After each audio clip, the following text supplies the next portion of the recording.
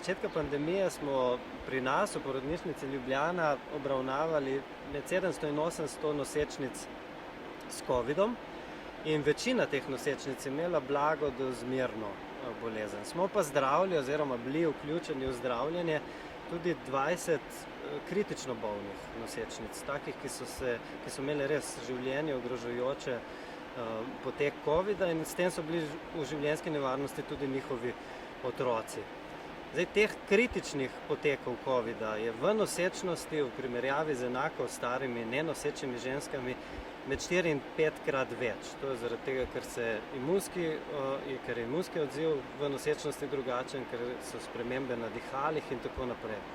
V tem času smo dobili tudi cepiva in dobili smo tudi podatke, predvsem za mRNA cepiva, da so ta cepiva enako učinkovita v nosečnosti kot izven nosečnosti in dobili smo tudi podatke o varnosti. Danes lahko mirno rečemo, da ta cepiva ne povzroča razvojnih nepravilnosti pri plodu, ne glede na to, v kateri višini nosečnosti se nosečnica cepi, ne povzročajo splava, ne povzročajo prezgodnjih porodov in drugih razvojnih zapletov v nosečnosti.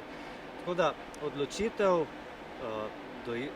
nosečnic in doječih mam je njihova, ampak prav pa je, da imajo pravilne informacije.